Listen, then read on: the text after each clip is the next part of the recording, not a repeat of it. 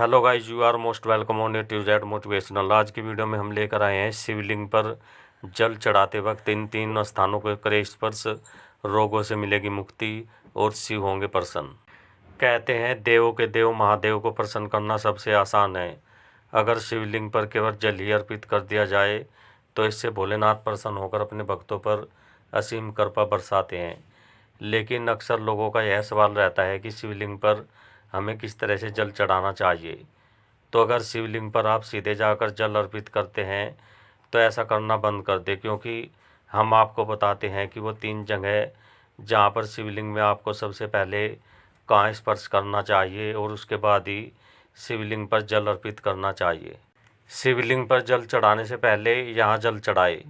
शिवलिंग में केवल भगवान शिव का वास नहीं होता, बल्कि उसमें उनकी धर्मपत्नी पार्वती माता के साथ उनके दोनों पुत्र गणेश जी कार्तिकेय और उनकी पुत्री अशोक सुंदरी भी विराजित होती है।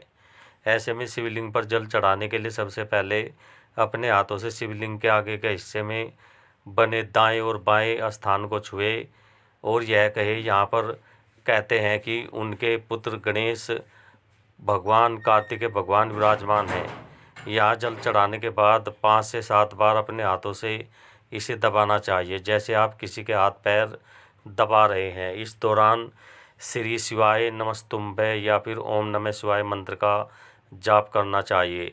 इससे संतान सुख की प्राप्ति होती है और अगर बच्चे को कोई बीमारी हो तो वह भी दूर हो जाती है।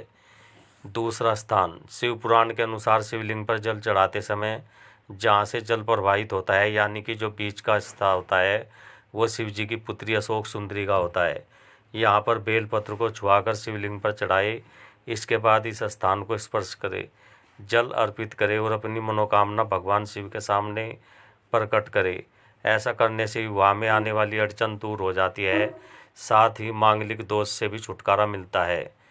तीसरा स्थान, शिवलिंग के चारों ओर बने गोल स्थान पर माता पार्वती विराजमान होती है।